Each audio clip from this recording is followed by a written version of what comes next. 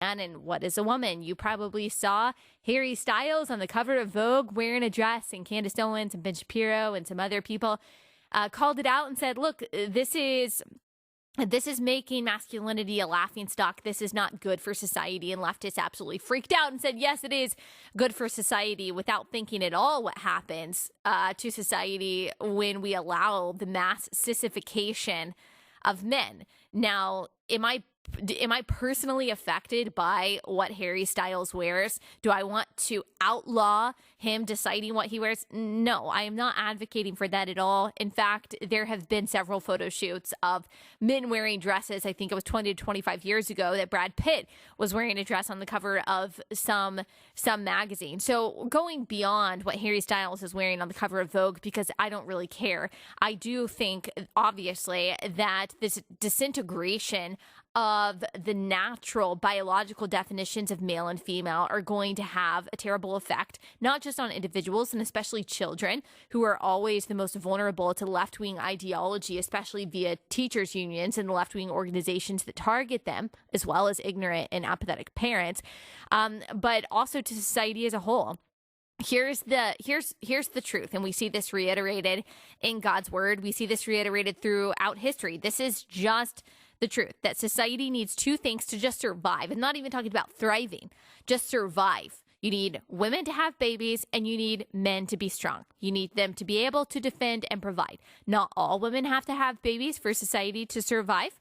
Not all women are going to have babies because God calls a lot of people to be single.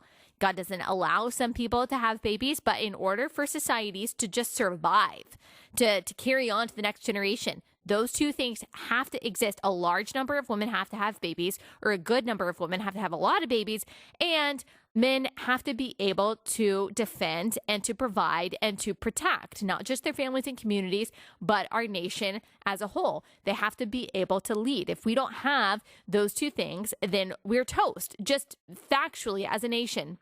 And again, I'm not even talking about thriving as a nation, which I think is the requirement of that is actually having proper roles and a proper view of femininity and masculinity. But women have to have babies, men have to be strong, they have to protect, and there's some margin there. There's some room for radical feminists to rail against that in a surviving society. There's some room for some sissy men in a surviving society.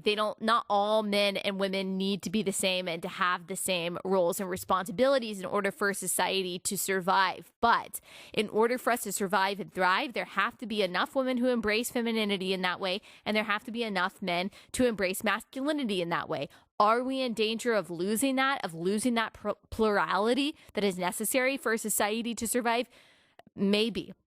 I do think that there are powers that be, as we talked about on Friday, through radical sex education and the leftism that seeks to disintegrate all that is good, including the nuclear family, including the gender dichotomy, including the traditional role of male and female.